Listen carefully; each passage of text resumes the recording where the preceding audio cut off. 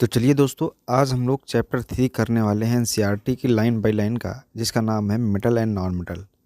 तो इस चैप्टर को आखिर तक देखिए और आपको सारे कॉन्सेप्ट बहुत ही इजीली से समझ में आ जाएंगे। तो इस चैप्टर 3 क्या नाम है? Metal and non metal. चलिए इसको स्टार्ट करते हैं। देखिए दोस्तों, मैं आपको बता देना चाहता हूँ कि अगर आप इस वीडियो को देखेंगे तो आपको सारे कॉन्सेप्ट बहुत ही आसानी से समझ में आ जाएंगे, क्योंकि मैंने बहुत अच्छे से एक्सप्लेन किया है। और हाँ, अगर आप क्लास 10th के स्टूडेंट हैं तो इस चैनल को सब्सक्राइब कर लीजिए, ताकि ये चैनल आपको किसी भी चीज़ के रिलेटेड आपको सारी चीज़ें उपलब्ध कराएगा। अगर आपको कोई भी चीज़ रिक्वायरमेंट लगता है, क्लास 10th में हैं आप, तो आप कमेंट करके कोई भी चीज़ पूछेंगे तो मैं उस पर एक वीडियो बनाऊँगा। आपकी हेल्प करने के लिए ही चैनल बनाया गया है। इसे सब्सक्राइब ज़रूर कर लीजिए।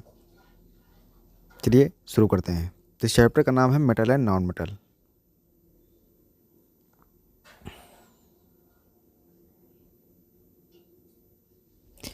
In class 9th you have learned about various element.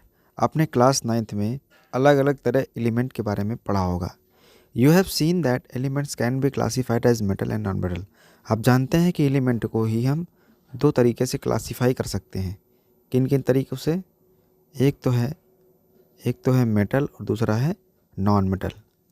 और ये कैटेगराइज कैसे करते हैं? तो उनकी प्रॉपर्टीज़ की बेस पर।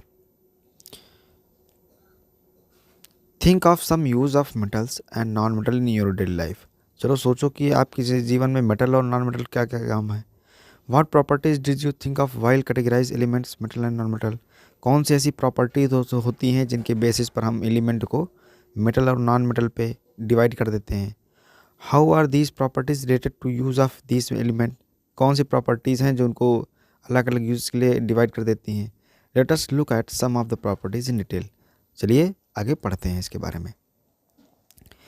सबसे पहले यहाँ पर लिखा हुआ है फिजिकल प्रॉपर्टीज़ क्या होती हैं। तो फिजिकल प्रॉपर्टीज़ किसके बारे में पढ़ना है? मेटल के बारे में।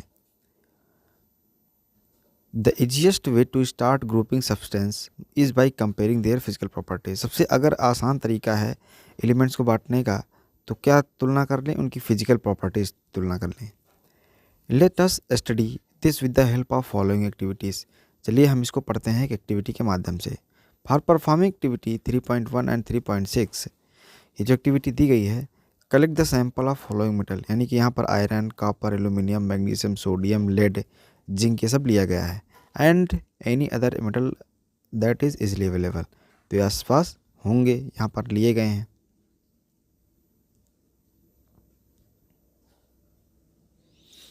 देखिए एक्टिविटी 3.1 में क्या लिखा है। टेक सैंपल ऑफ, हमने आयरन ले लिया, कॉपर ले लिया, एल्यूमिनियम लिया, मैग्नीशियम लिया। Note that the appearance of each sample. इनके सबको देखिए कैसे दिख रहे हैं, दिखने में कैसे हैं। Clean the surface of each sample rubbing, यानी कि इसको हम क्या कर लेंगे, इनकी जो सरफेसेस हैं सबको साफ़ करेंगे विद अ सैंड पेपर से। And note their appearance again, उसके बाद फिर से अपीयरेंस देखेंगे। मेटल्स जो होते हैं, अब देखिए मेटल्स की फर्स्ट प्रॉपर्टी यहाँ पर दे दी गई है। क्या लिखा हुआ है कि जो मेटल होते हैं वो क्या होते हैं? शाइनिंग सरफेस के होते हैं, यानी उनकी जो सतह होती है काफ़ी चमकदार होती है जब नए होते हैं। This properties call the metallic lustre. और इसी शाइनिंग सरफेस जो प्रॉपर्टी है, उनके अंदर जो गुण है, उनको हम क्या बोलते हैं? मेटालिक लस्टर होते हैं। तो ये पहली प्रॉपर्टी आपको याद कर लेनी है, ये क्या होता है। ये सारी चीज़ें आपको याद करनी है, ये आपको याद कर लेनी है। पहला पॉइंट हो गया। उसके बाद है एक्टिविटी 3.2 को देखिए। एक्टिविटी 3.2 को देख लीजिए। Take small pieces of iron, copper, aluminium and magnesium, इनको भी ले लेना है। Try to cut these metal with a sharp knife. आप कोशिश करिए कि इसको चाकू से काटने की। And note your observation. उसके बाद देखिए। Hold a piece of sodium metal with pair of tongs, यानी कि पेयर ऑफ टोंग्स किसको बोलते हैं? जैसे चिमटा नहीं होता पकड़ने के लिए, उसकी बात हो रही है। Always handle a sodium metal with a care. और सोडियम जो मेटल है उसको काफ़ी केयर रखना पड़ेगा, क्योंकि काफ़ी ज़्यादा रिएक्टिव होता है। जो सोडियम मेटल होता है वो बहुत ज़्यादा रिएक्टिव होता है। Dry it pressing between the fold of filter paper, और उसे पकड़े रहना है। Put it into watch glass and try to cut with a knife. और इसे किस में रखना है? वॉच ग्लास में, यानी प्लेट की तरह नहीं होता है कि इस तरह की है, उसमें हमें इसको रखना है। व्हाट डू यू ऑब्जर्व, उसके बाद क्या होता है? चलिए आगे देखते हैं।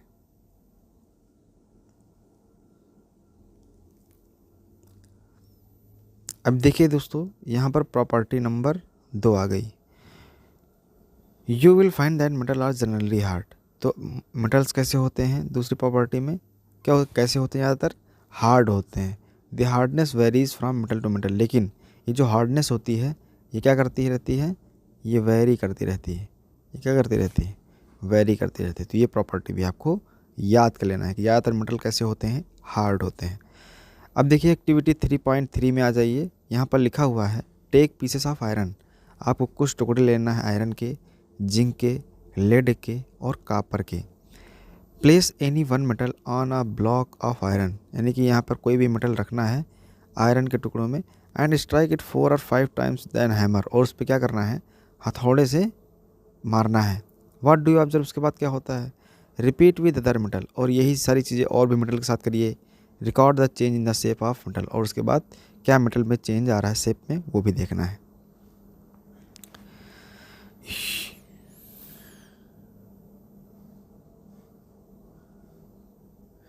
You will find that some metals are beaten into sheets. आप देखेंगे कि कुछ ऐसे मेटल हैं जो पतली चादर में कन्वर्ट हो जाते हैं। किस में कन्वर्ट हो जाते हैं, पतली चादर में कन्वर्ट हो जाते हैं।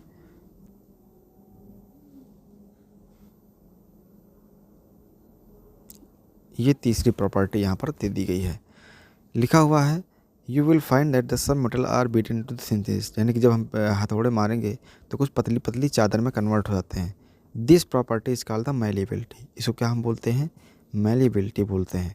Did you know that gold and silver are most malleable metal. क्या आप जानते हैं कि जो गोल्ड और सिल्वर, सोना जो चांदी होता है, सबसे ज़्यादा मैलिएबल मेटल होता है, यानी इसको हम पीट पीट के चौड़ी सीट में बदल सकते हैं। तो तीसरी प्रॉपर्टी आपको, यानी कि हमारे जो मेटल होते हैं वो मैलिएबल भी होते हैं। मैलिएबल का मतलब होता है थिन शीट में कन्वर्ट कर देना। The ability of metal to be drawn into thin wires, यानी कि एक यहाँ पर चौथी प्रॉपर्टी आ गई। कौन सी, चौथी प्रॉपर्टी की बात हो रही है।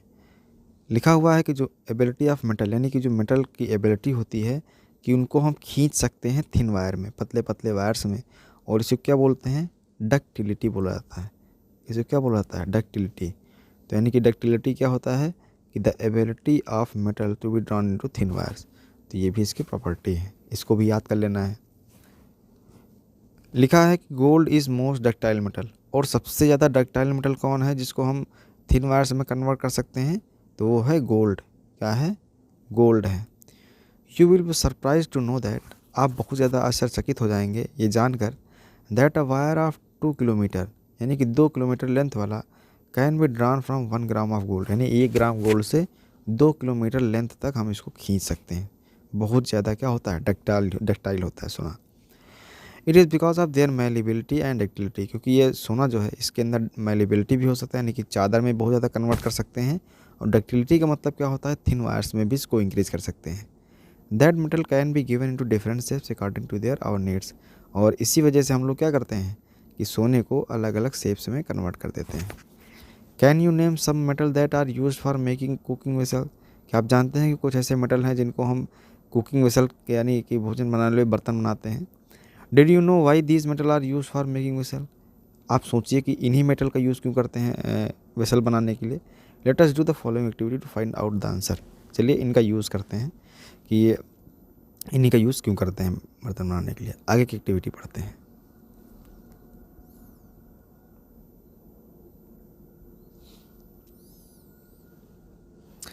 लिखा है एक्टिविटी 3.5, टेक एन एल्यूमिनियम और कापर वायर। आपको क्या लेना है, एल्यूमिनियम और कापर का वायर लेना है। Clamp this wire on the stand, और इसे लगाना है कहाँ पर, स्टैंड पर लगा देना है इस तरीके से। A pin, fix a pin to the free end of wire wax. तो इस तरीके से हमें यहाँ पे क्या लगा देना है, एक वैक्स मोम लगा देना है दूरी पर। Heat the wire spirit lamp, यानी कि ये जो वायर बना हुआ है इसको हीट करना स्टार्ट कर देना है।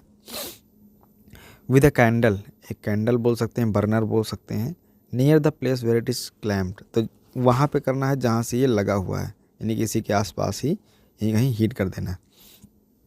What do you observe after some time, थोड़े समय बाद आप क्या देखेंगे, नोट योर ऑब्जर्वेशन, और आप जो कर रहे हैं उसको ध्यानपूर्वक देखते रहिए।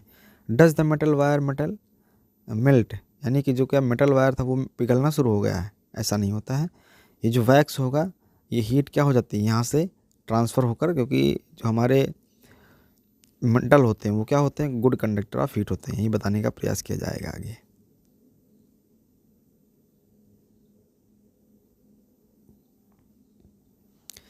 The above activity shows the metal are good conductor of heat. तो ऊपर वाली जो एक्टिविटी है वो क्या बता रही है कि जो हमारे मेटल्स होते हैं वो क्या होते हैं, गुड कंडक्टर ऑफ हीट होते हैं। Metals are good conductor of heat, metals are good conductor of heat. तो ये एक और पॉइंट हो गया, गुड कंडक्टर ऑफ हीट, और इनकी जो मेल्टिंग पॉइंट होती है वो क्या होती है, हाई होती है, यानी इतनी जल्दी पिघलेंगे नहीं। The best conductor of heat are silver and copper. तो ये भी आपको नोट कर लेना है। और जो लेड और मरकरी होते हैं are completely poor conductor of heat. कुछ ऐसे हैं जो लेड जैसे मरकरी ये कंडक्टर ऑफ हीट नहीं होते हैं, पुअर होते हैं। Do metal also conduct electricity, let us find out. क्या जो मेटल होते हैं वो इलेक्ट्रिसिटी को कंडक्ट कर सकते हैं? चलिए इसका आंसर प्राप्त करते हैं आगे।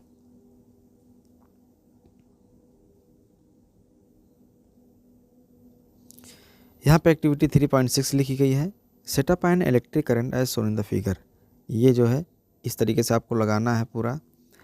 Place the metal to be tested in the circuit between terminals A and B.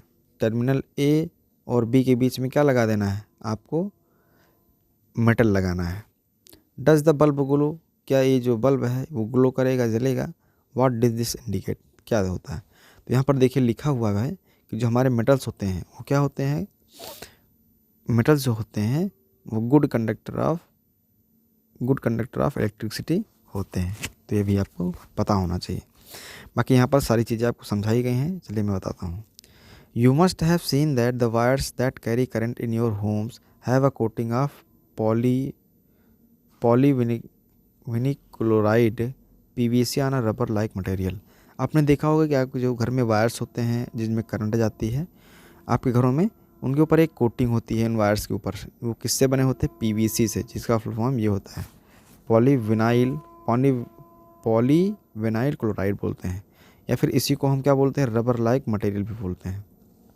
Rubber like material जो है उसको बोलते हैं polyvinyl chloride, PVC. Why are electric wires coated with the such substance. तो जो इलेक्ट्रिक वायर हैं उनको हम क्यों कोटेड करके रखते हैं? तो इसका आंसर आगे मिलेगा।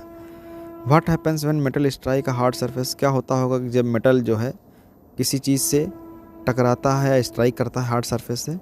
Do they produce a sound, क्या वो साउंड निकालते हैं? The metal that produce a sound on striking hard surface, यानी कि जो मेटल होते हैं वो क्या करते हैं, एक साउंड प्रोड्यूस करते हैं जब किसी भी हार्ड सब्सटेंस से टकराते हैं, जिसको हम क्या बोलते हैं, सोनरस बोलते हैं। आपने देखा होगा कि जो हमारे मेटल हैं जब किसी हार्ड सब्सटेंस से टकराते हैं तो उनके अंदर आवाज़ आती है, तो उसको हम क्या बोलते हैं, सोनरस। एक और प्रॉपर्टी मिल गई। Can you now say why school bells are made of metal. तो आप जानते हैं, आप जान गए होंगे कि स्कूल में बेल जो होती हैं घंटी क्यों लगाई जाती है, क्योंकि वो जब किसी भी जो मेटल होते हैं हार्ड सब्सटेंस से टकराते हैं तो एक आवाज़ निकालते हैं, जिसको हम क्या बोलते हैं, सोनरस बोलते हैं। तो सारी चीज़ें आपको क्लियर हो गई होंगी। तो 7-8 ये कुछ प्रॉपर्टीज़ थी जिनको आपको याद कर लेना है।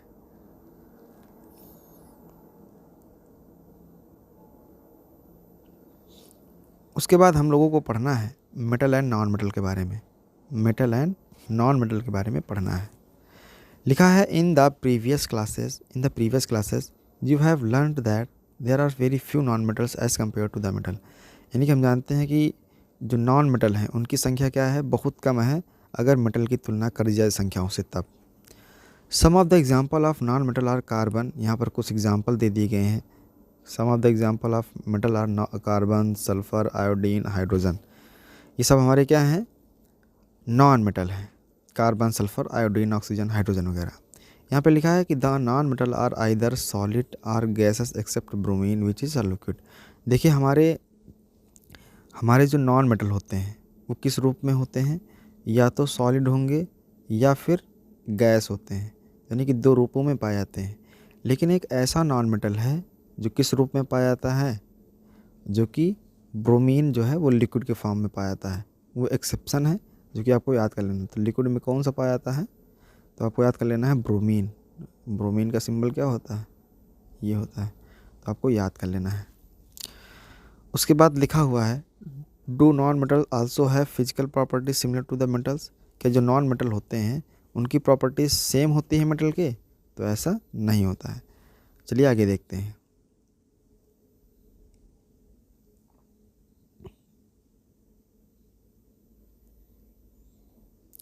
देखिए यहाँ पर लिखा हुआ है activity 3.7 collect sample of carbon coal graphite. यहाँ पर आपको कार्बन लेना है। कार्बन को ही कोल ग्रेफाइट, जो ग्रेफाइट है कार्बन का ही एक अपरूप है, एलोट्रॉप्स है। सल्फर एंड आयोडीन, ये सारी चीज़ें लेना है। Carry out the activities 3.1, 3.4, 3.6 with these non metal and record your observation. इनका चेक करना है। तो आप चलिए शुरू करते हैं आगे। यहाँ पे लिखा है on the basis of observation recorded in table 3.1 discuss the general physical properties of metal and non metal. तो जितनी भी सारी चीज़ें आप लोगों ने पढ़ा उनके बेसिस पर मेटल और नॉन मेटल की properties. You must have concluded that we can not group element according to their physical properties alone. यानी कि जो चीज़ें हम लोगों ने ऊपर पढ़ा तो फिजिकल प्रॉपर्टीज़ के बेसिस पे हम लोगों ने उनको डिवाइड कर दिया, लेकिन देयर आर मैनी एक्सेप्शन, यानी कि बहुत सारे एक्सेप्शन हैं जो कि उन चीज़ को फॉलो नहीं करते हैं। तो उन चीज़ों को भी हमें ध्यान में रखना होगा। जैसे कि एक्सेप्शन कौन कौन से हैं, चलिए देखते हैं। सबसे पहला पॉइंट है, बहुत इंपॉर्टेंट है, यहाँ से क्वेश्चन पूछे जाते हैं। लिखा है कि ऑल मेटल एक्सेप्ट मरकरी और सॉलिड, यानी कि जितने भी मेटल होते हैं हम लोगों ने पढ़ा है कि सॉलिड होते हैं, लेकिन एक मरकरी एक ऐसा है जो रूम टेम्परेचर पर किस रूप में होता है? All metal except mercury exist as solid, यानी कि मरकरी को छोड़कर सभी सॉलिड होते हैं, लेकिन मरकरी सॉलिड में नहीं होता है रूम टेम्परेचर में। In activity 3.5 you have observe that metal are high melting point. आपने एक्टिविटी जो 3.5 आपने पढ़ा था कि वो क्या होते हैं, जितने भी मेटल होते हैं उनकी मेल्टिंग पॉइंट बहुत हाई होती है।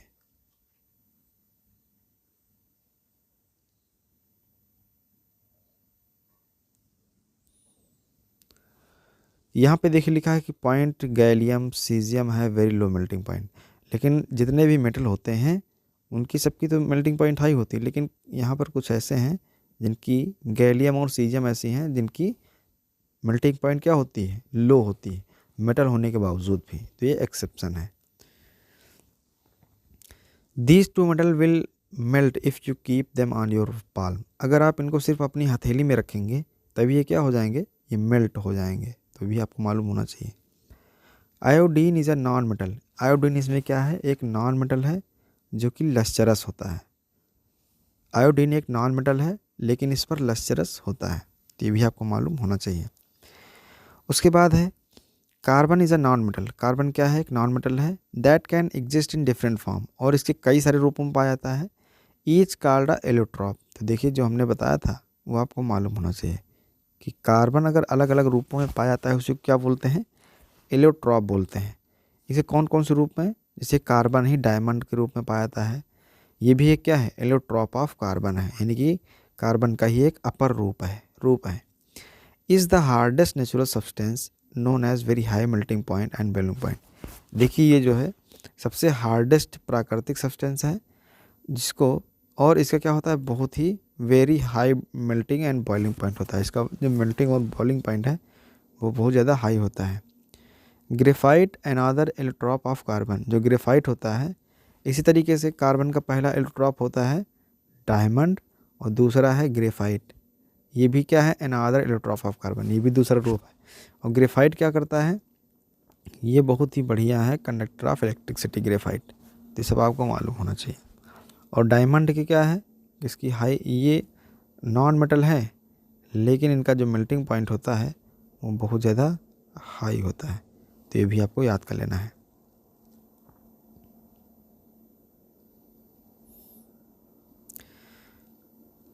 अल्कली मेटल्स, यहाँ पर कुछ अल्कली मेटल दिए गए हैं जैसे lithium, sodium, potassium. Alkali metal किसको बोलते थे, आपने अगर पिछले लेक्चर देखे होंगे तो जो बेसिक नेचर में होते हैं, जैसे lithium, sodium, potassium are so soft that they can be cut with a knife. ये सब मेटल हैं लेकिन आपने मेटल पढ़ा था कि बहुत ज़्यादा हार्ड होते हैं, हाई मेल्टिंग पॉइंट होते हैं। लेकिन ये कुछ अल्कली मेटल्स हैं जो जैसे लिथियम, सोडियम, पोटेशियम, इनको क्या कर सकते हैं हम लोग, इनको हम लोग कट कर सकते हैं, किससे, नाइफ से कट कर सकते हैं। That can be cut with a knife, बहुत आसानी से। इनकी जो डेंसिटी होती है बहुत कम होती है, लो मेल्टिंग पॉइंट भी होता है, यानी मेटल होते हुए भी मेटल जैसी प्रॉपर्टीज़ इनके अंदर नहीं है, क्योंकि ये क्या पढ़ रहे हैं, एक्सेप्शन पढ़ रहे हैं। Elements can be more classified as metal and non metal on the basis of their chemical properties. तो ये अभी हमने जो क्लासिफिकेशन पढ़ा ये सब किसके बेसिस पे था, ये सारा था फिजिकल प्रॉपर्टीज़ के। अब हम लोग किसके बेसिस पे करेंगे, केमिकल प्रॉपर्टीज़ के बेसिस पे करेंगे आगे। चलिए एक्टिविटी 3.8 पढ़ते हैं। यहाँ तक आपको सारा सब कुछ क्लियर होगा। बस आप हमारे साथ बने रहिए आखिर तक, और अपना सपोर्ट देने के लिए चैनल को सब्सक्राइब जरूर कर दीजिए, और क्लास 10 के बच्चों हैं उनको भी बताइए इस चैनल के बारे में। लिखा है कि activity 3.8 take a magnesium ribbon, आपको मैग्नीशियम रिबन लेना है और कुछ सल्फ़र पाउडर लेना है। बर्न द मैग्नीशियम रिबन, और मैग्नीशियम रिबन क्या करना है, बर्न करना है। उसके आयसेस यानी जो राख वगैरह है उसको इकट्ठा करना है। Form and dissolve them in water, और उसको किस में मिला देना है, वाटर मिलाना है। टेस्ट द रिजल्टेंट सोल्यूशन, उसके बाद जो चीज़ बनता है उसको सोल्यूशन को देखिए with both red and blue litmus paper, यानी कि लिटमस पेपर पर उसे चेक करना है। Is the product form on burning magnesium, क्या जो मैग्नीशियम को जब बर्न किया तो क्या एसिडिक नेचर है या फिर बेसिक नेचर है। नाउ बर्न सल्फ़र पाउडर, उसके बाद क्या करिए, सल्फ़र पाउडर को बर्न करनी है। Plate a test tube over the burning sulphur paper, यानी कि एक टेस्ट ट्यूब में रखिए उसको, to collect the fumes of product, ताकि जो उसका फ्यूम्स बने उसको हम उसमें इकट्ठा कर सकें। उसके बाद उसमें कुछ वाटर ऐड करिए above test tube and shake, और वाटर ऐड करिए, उसको थोड़ा सा हिलाइए। Test this solution of the blue and red litmus paper, फिर इसको भी हम क्या करेंगे, लिटमस पेपर से चेक करेंगे। Is the product form on burning sulphur acidic और बेसिक, तो उसके बाद चेक करना है कि ये एसिडिक नेचर में है या फिर बेसिक नेचर में है। Can you right equation for this reaction, क्या आप इसके लिए इक्वेशन लिख सकते हैं। देखिए यहाँ पर लिखा है कि most non metal produce acidic oxide, तो यहाँ पर आपको मालूम होना चाहिए कि जितने भी नॉन मेटल होते हैं, कौन, जितने भी हमारे जो नॉन मेटल होते हैं, जितने भी हमारे नॉन मेटल होते हैं वो क्या करते हैं, एसिडिक ऑक्साइड बनाते हैं जब वाटर से साथ मिलाया जाता है।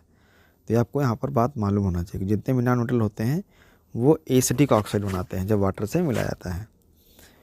वहीं दूसरी ओर जो हमारे मेटल्स होते हैं वो क्या करते हैं, बेसिक ऑक्साइड बनाते हैं।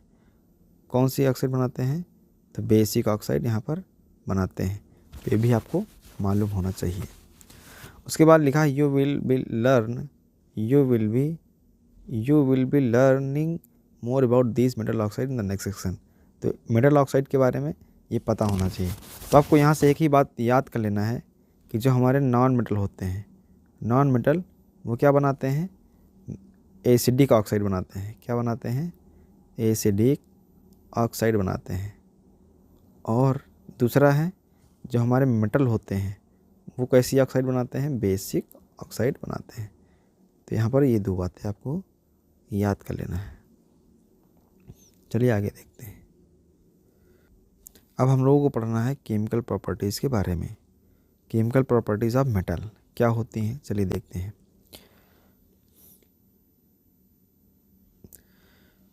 We will learn about the chemical properties of metal in the following section. इस वाले सेक्शन में हम लोग क्या पढ़ेंगे, मेटल के बारे में, केमिकल प्रॉपर्टीज़ क्या होती हैं। फॉर दिस, इसके लिए collect the sample of following metal, यानी कि जो मेटल दिए गए हैं नीचे इनका सैंपल ले लीजिए। Aluminium, copper, iron, lead, magnesium, zinc और सोडियम। तो इन मेटल को हमें ले लेना है।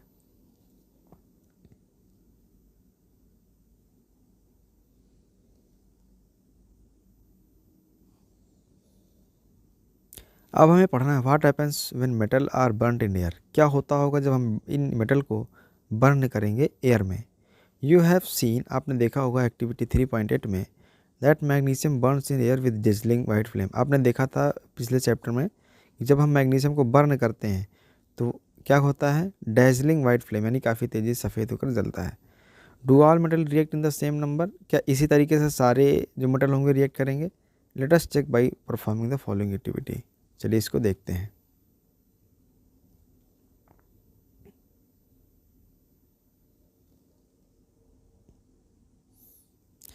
देखिए यहाँ पर पहले लिखा हुआ है almost all metal combine with oxygen to form metal oxide, यानी कि ज़्यादातर जितने भी मेटल होते हैं वो जब ऑक्सीजन के साथ रिएक्शन कराए जाते हैं तो क्या बनाते हैं, मेटल ऑक्साइड बनाते हैं। तो वही चीज़ यहाँ पर लिखी हुई है कि जब मेटल को ऑक्सीजन के साथ रिएक्शन कराते हैं तो मेटल ऑक्साइड बनाता है। For example when copper is heated in air, यानी कि जो कॉपर को हम हीट करते हैं एयर में, इट कंबाइंस विद ऑक्सीजन, ये क्या कर देता है, ऑक्सीजन के साथ कंबाइन करता है और क्या बना लेता है, कॉपर ऑक्साइड बनाता है। और इसी को हम क्या बोलते हैं, ब्लैक ऑक्साइड भी बोलते हैं, ब्लैक ऑक्साइड बनाता है। तो ये भी आपको मालूम होना चाहिए। कॉपर को जब हम लोगों ने ऑक्सीजन के साथ रिएक्शन कराया तो कॉपर ऑक्साइड बन जाता है। Similarly aluminium forms aluminium oxide, इसी तरीके से जो हमारा एल्यूमिनियम है वो भी ऑक्सीजन के साथ रिएक्शन कराने पर एल्यूमिनियम ऑक्साइड बन जाता है। यहाँ पर कुछ और रिएक्शन लिखी हुई हैं। रिकॉल फ्रॉम चैप्टर 2, चैप्टर 2 को याद करिए। हमने इस चैनल पर चैप्टर 2 चैप्टर 1 पूरी तरह NCERT लाइन बाय लाइन पढ़ा दिया है। अगर आपने अभी तक वो चैप्टर नहीं पढ़ा है तो ज़रूर पढ़िए, जाके आपको सारी चीज़ें क्लियर हो जाएंगी।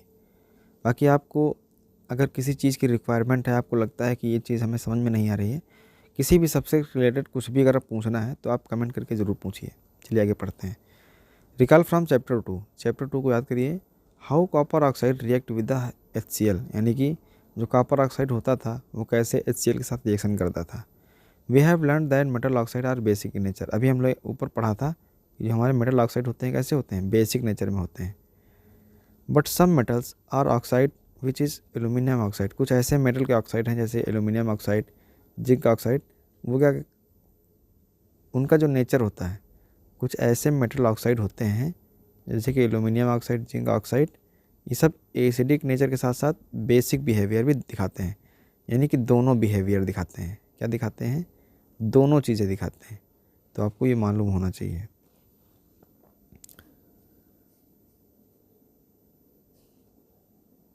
कुछ ऐसे मेटल ऑक्साइड होते हैं जो क्या करते हैं, दोनों नेचर दिखा रहे हैं, both acidic as well as basic behaviour. ठीक है, तो इस तरीके को क्या बोलते हैं, इस तरीके को बोलते हैं एम्फोटेरिक ऑक्साइड बोलते हैं। क्या बोलते हैं, एम्फोटेरिक ऑक्साइड बोलते हैं। ऐसे मेटल ऑक्साइड जो एसिडिक नेचर के साथ साथ एसिडिक नेचर के साथ साथ एसिडिक नेचर के साथ साथ बेसिक बिहेवियर भी दिखाएं, उनको बोलते हैं एम्फोटेरिक ऑक्साइड। तो ये आपको मालूम होना चाहिए।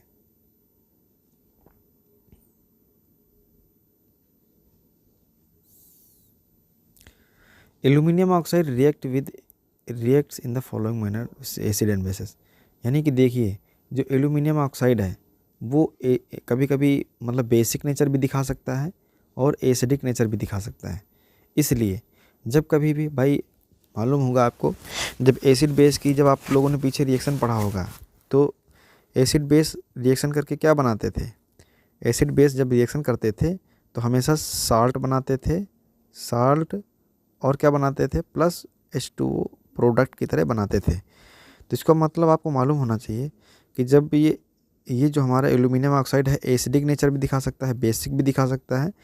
तो जब हम लोगों ने इसका HCl के साथ रिएक्शन करवाया तब भी इसने साल्ट और वाटर बनाया। ये साल्ट क्या है, एल्यूमिनियम क्लोराइड है। और इसी एल्यूमिनियम ऑक्साइड को जब हम लोगों ने बेस, ये हमारा बेस ही तो है सोडियम हाइड्रोक्साइड, इसको जब बेस के साथ रिएक्शन कराया तब भी हमारा साल्ट और वाटर ही बना, सोडियम एल्यूमिनेट इसको बोलते हैं। तो इसीलिए हम इसको एम्फोटेरिक ऑक्साइड बोलते हैं। तो आपको पता होना चाहिए कि एम्फोटेरिक ऑक्साइड क्या होता है, कि जो एसिडिक, ऐसे मेटल ऑक्साइड जो एसिडिक और बेसिक नेचर दोनों दिखाते हैं। ठीक है, उसके बाद अब हम लोगों को पढ़ना है कि जो मोस्ट मेटल ऑक्साइड होते हैं, most metal oxide are insoluble in water, ज़्यादातर जितने भी मेटल ऑक्साइड होते हैं वो पानी में घुलते नहीं हैं। But some of these dissolve in water, लेकिन कुछ होते हैं जो घुल जाते हैं, जिनको हम क्या बोलते हैं, अल्कली बोलते हैं। क्या बोलते हैं, अल्कली बोलते हैं। Sodium oxide and potassium oxide dissolve in water, तो अल्कली के कुछ एग्जाम्पल भी दिए गए हैं, जैसे कि हमारा सोडियम ऑक्साइड और पोटेशियम ऑक्साइड, ये सब डिजॉल्व हो जाते हैं पानी में और इन्हीं को हम क्या बोलते हैं, अल्कली बोलते हैं। जैसे कि यहाँ पर करके भी दिखाया गया है। सोडियम ऑक्साइड होता है, जब उसको हम वाटर के साथ रिएक्शन कराएंगे तो हमारा सोडियम हाइड्रोक्साइड बन जाता है। इसी तरह पोटेशियम ऑक्साइड को जब हम लोग वाटर के साथ रिएक्शन कराते हैं तो हमारा पोटेशियम हाइड्रोक्साइड बन जाता है। तो ये सब क्या है, अल्कली के एग्जाम्पल हैं। ये दोनों क्या हैं, ये दोनों जो हैं ये हमारे अल्कली के एग्जाम्पल हैं। बाकी आपको एल्कली समझ में आ गया होगा कि होता क्या है। ऐसे ऐसे बेस जो पानी में डिजॉल्व हो जाते हैं, ऐसे मेटल ऑक्साइड। और मेटल ऑक्साइड ज़्यादातर कैसे नेचर में होते हैं? बेसिक नेचर में ही होते हैं।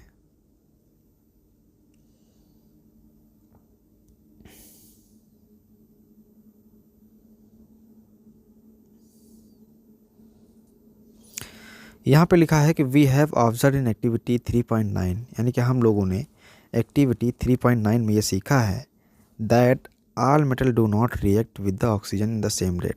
हम जानते हैं कि जो मेटल्स होते हैं वो ऑक्सीजन के साथ एक ही तरह से नहीं रिएक्शन करते हैं, यानी कि हो सकता है कि कोई काफ़ी तेज़ी से रिएक्शन करे और कुछ जो है बहुत धीरे भी कर सकते हैं। तो इसका मतलब आपको पता होना चाहिए, जो मेटल होते हैं सेम रेट से रिएक्शन नहीं करते हैं। Different metals have different activity towards oxygen, यानी कि जो अलग अलग मेटल हैं वो ऑक्सीजन से अलग अलग तरह से रिएक्शन करते हैं। जैसे कि जो हमारे पोटेशियम है, कौन से, जो हमारे पोटेशियम है, सोडियम है, रिएक्ट सो विगरसली, क्या करते हैं? So vigorously that can they catch fire kept in the open, यानी कि अगर इनको खुले में रख दिया जाए तो ये बहुत तेज़ी से रिएक्शन करते हैं, काफ़ी तेज़ी से करते हैं। Hence it protect them and prevent accidentally fire, और इन्हें बचा मतलब आग पकड़ से की दिक्कत हो सकती है। They are kept in kerosene oil, इसीलिए इनको कहाँ पे रखा जाता है? इनको रखा जाता है केरोसिन ऑयल में। कहाँ पे रखा जाता है? केरोसिन ऑयल में रखा जाता है। एट ऑर्डिनरी टेम्परेचर, यानी कि एक सामान्य से टेम्परेचर पर, the surface metal such as magnesium, यानी कि जो मेटल होते हैं उनकी सरफेस पर क्या हो जाता है? Aluminium, zinc, lead are covered with a thin layer of oxide. अगर इनको बाहर रखते हैं तो इन पर क्या हो जाता है? थिन लेयर ऑफ ऑक्साइड बन जाता है, थिन लेयर ऑफ ऑक्साइड, यानी रिएक्शन कर लेते हैं। The protective oxide layer prevent the metal from further oxidation, और इससे होता क्या है कि जब इन मैग्नीशियम, एल्यूमिनियम, जिंक पर एक ऑक्साइड की लेयर बन जाएगी तो उसके आगे ऑक्सीडेशन रुक जाता है, क्योंकि ऊपर एक लेयर बन चुकी है तो फर्दर ऑक्सीडेशन होने से रुक जाता है, फर्दर ऑक्सीडेशन होने से रुक जाता है। Iron does not burn on heating, iron जो होता है वो हीट नहीं होता जब बर्न करते हैं, but iron feelings but विग्रेसली when spring in the flame of burner, यानी कि अगर आप आयरन के छोटे छोटे टुकड़े उनको अगर बर्न करेंगे तो क्या आग पकड़ लेते हैं छोटे छोटे। कॉपर डज नॉट बर्न, लेकिन जो कॉपर होता है वो बर्न नहीं होता है, but the hot metal is coated with the black coloured layer copper oxide, लेकिन इनको बर्न करेंगे तो ब्लैक कलर की एक लेयर बन जाती है जिसको क्या बोलते हैं? कॉपर ऑक्साइड बोलते हैं। Silver and gold not react with oxygen at high temperature, तो आपको ये पता होना चाहिए कि हमारे जो सिल्वर हैं, जो सिल्वर एंड गोल्ड हैं, वो ऑक्सीजन के साथ रिएक्शन ही नहीं करते हैं पर काफ़ी ज़्यादा टेम्परेचर पर भी। तो ये सारे इंपॉर्टेंट पॉइंट थे जिनको हमने हाईलाइट कर दिया है, आपको समझ में भी आ गए होंगे।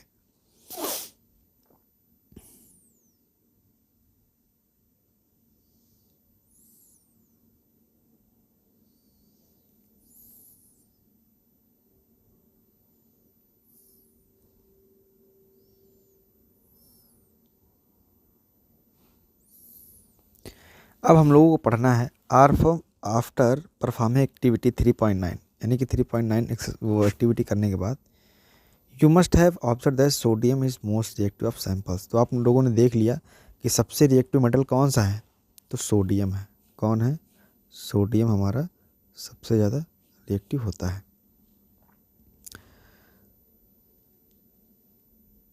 The reaction magnesium is less vigorous implying that is not reactive as sodium, यानी कि जो हमारा मैग्नीशियम होता है, मैग्नीशियम वो रिएक्टिव तो है, बस सोडियम से कम है, लेकिन रिएक्टिव ये भी काफ़ी ज़्यादा होता है।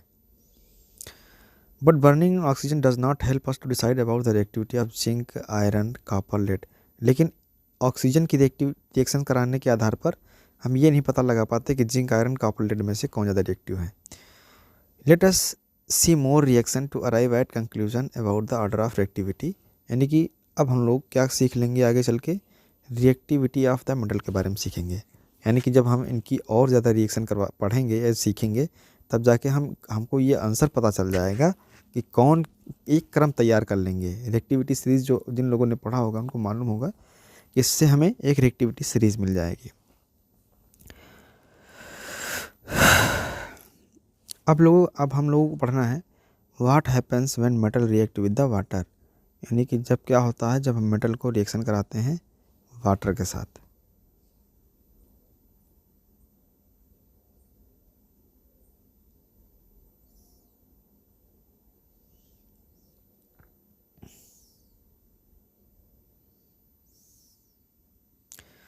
यहाँ पे लिखा हुआ है metals react with the water and produce metal oxide. जब कभी भी हम लोग क्या करते हैं,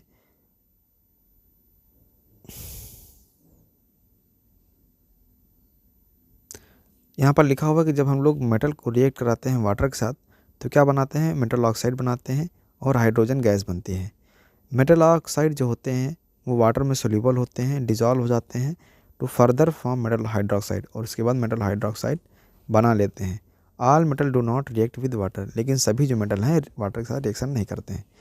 जैसे कि मेटल है उसको वाटर के साथ रिएक्शन कराते हैं तो मेटल ऑक्साइड और हाइड्रोजन गैस निकलती है, लेकिन ये जो मेटल ऑक्साइड बना है इनको हम लोग वाटर के साथ रिएक्शन कराते हैं तब मेटल हाइड्रोक्साइड बन जाता है। यहाँ पे लिखा जैसे कि पोटेशियम मेटल है, सोडियम मेटल है, ये बहुत तेज़ी से कोल्ड वाटर के साथ भी रिएक्शन कर जाते हैं। किसके साथ? कोल्ड वाटर के साथ भी रिएक्शन करते हैं। इन case of sodium and potassium, यानी कि सोडियम और पोटेशियम के केस में the reaction is violent and exothermic, ये बहुत तेज़ी से रिएक्शन होती है और एक्सोथर्मिक भी होती है, यानी बहुत ज़्यादा हीट भी निकलती है।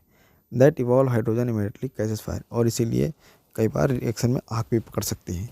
तो ये पोटेशियम है, वाटर के साथ रिएक्शन कराएंगे तो पोटेशियम हाइड्रोक्साइड और हाइड्रोजन गैस, उसके साथ साथ हीट भी निकलेगी। सोडियम भी बहुत तेज़ी से रिएक्शन करता है, तो इसको जब वाटर के साथ रिएक्शन कराएंगे तो सोडियम हाइड्रोक्साइड, हाइड्रोजन गैस और हीट भी बहुत ज़्यादा निकलेगी। उसके बाद लिखा है the reaction of calcium with water. जब कभी भी हम लोग कैल्शियम को वाटर के साथ रिएक्शन कराएंगे तो थोड़ा सा इनकी कंपेरिजन में क्या होता है, लेस वायलेंट होता है, कम होता है। The heat is evolve is not sufficient, और इसमें हीट भी बहुत ज़्यादा नहीं निकलती है for the hydrogen to catch fire, ताकि हाइड्रोजन वगैरह आग पकड़ सके।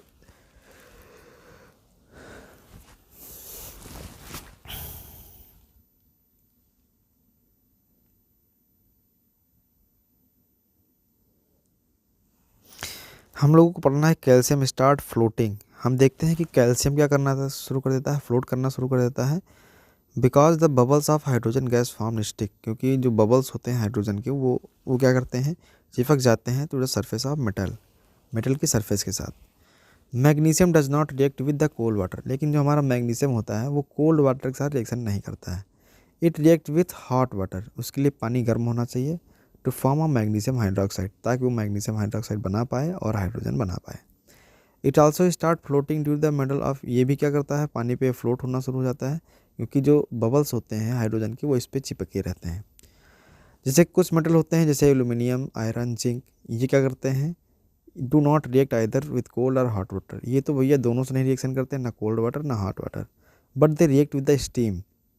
ये किसके साथ रिएक्शन करते हैं, स्टीम के साथ, यानी कि जो पानी जो वाटर होना चाहिए वो किस फॉर्म में होना चाहिए, स्टीम के फॉर्म में होना चाहिए, स्टीम के फॉर्म में होना चाहिए, तो ये आपको मालूम होना चाहिए।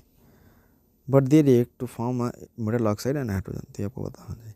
मेटल सच एज लेड, जैसे कि हमारे लेड होते हैं, कापर होते हैं, सिल्वर होते हैं, गोल्ड होते हैं, ये भैया वाटर की किसी भी फॉर्म से रिएक्शन करते ही नहीं हैं। तो ये भी आपको पता चल गया होगा, ये रिएक्शन आपको याद कर लेनी है।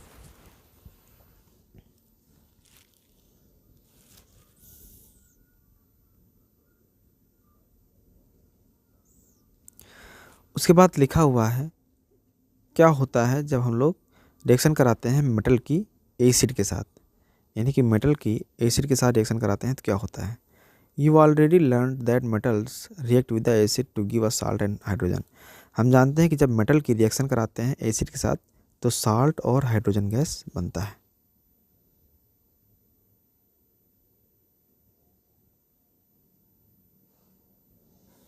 यहाँ पे लिखा हुआ है मेटल की जब हम लोग डाइल्यूट एसिड के साथ रिएक्शन कराते हैं तो साल्ट और हाइड्रोजन बनता है। But do all metal react in the same manner, क्या इसी तरीके से सारे मेटल रिएक्शन करते हैं? चलिए इसका आंसर प्राप्त करते हैं।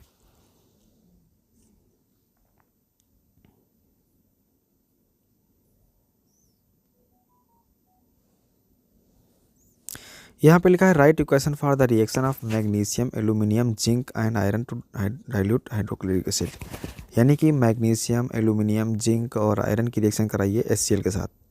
Hydrogen gas is not evolve when a metal react with the nitric acid. लेकिन हाइड्रोजन गैस नहीं निकलती है जब मेटल रिएक्ट करता है किसके साथ? नाइट्रिक एसिड के साथ। इट इज़ बिकॉज, ऐसा इसलिए होता है क्योंकि नाइट्रिक एसिड एक स्ट्रॉन्ग ऑक्सीडाइजिंग एजेंट है। वो क्या है? एक स्ट्रॉन्ग ऑक्सीडाइजिंग एजेंट है, आपको याद कर लेना है। जो HNO3 है वो क्या है? HNO3 जो है वो एक स्ट्रॉन्ग ऑक्सीडाइजिंग एजेंट है, इसलिए तो आपको याद कर लेना है। इट ऑक्सीडाइज द हाइड्रोजन, ये क्या करता है? हाइड्रोजन को ऑक्सीडाइज कर देता है और वाटर बना लेता है। Itself get reduce to any nitrogen, तो ये खुद किस में टूट जाता है? नाइट्रोजन डाइऑक्साइड या फिर नाइट्रस ऑक्साइड या फिर नाइट्रोजन डाइऑक्साइड में टूट जाता है। But magnesium and manganese react with very dilute HNO3। लेकिन जो मैग्नीशियम होता है, मैग्नीज होता है, ये HNO3 के साथ रिएक्शन करते हैं और हाइड्रोजन गैस निकाल देते हैं। You must have observe in activity 3.11, आपने देखा होगा that the rate of formation of bubbles was fast in the case of magnesium. आपने ये देखा होगा कि सबसे तेज़ी से बबल्स किस में बन रहे थे? मैग्नीशियम में। The reaction was also most exothermic in this case, और इस केस में एक्सोथर्मिक रिएक्शन थी, बहुत ज़्यादा हीट निकल रही थी। The reactivity decrease in the, तो कुछ ये क्रम हमारा रिएक्टिविटी सीरीज का यानी कि जो होगा ये बनकर तैयार हो जाएगा कि मैग्नीशियम एल्यूमिनियम से ज़्यादा रिएक्टिव होगा, एल्यूमिनियम जिंक से ज़्यादा रिएक्टिव होगा और जिंक आयरन से ज़्यादा रिएक्टिव होगा। इन केस ऑफ कापर के केस में नो बबल्स वर सीन, कोई बबल्स ही नहीं बनते। And the temperature also remain unchange, उनका टेम्परेचर कुछ भी नहीं चेंज होता है। This shows that copper does not react with the dilute HCl। इससे ये पता चलता है जो हमारा कापर है वो क्या करता है? रिएक्शन ही HCl के साथ नहीं करता है, ये आपको पता होना चाहिए।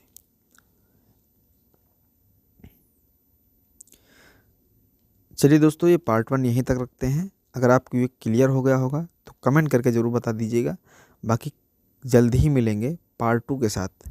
अगर आपको वीडियो पसंद आ रही है तो चैनल को सब्सक्राइब करिए और इसी तरह सपोर्ट करते रहिए।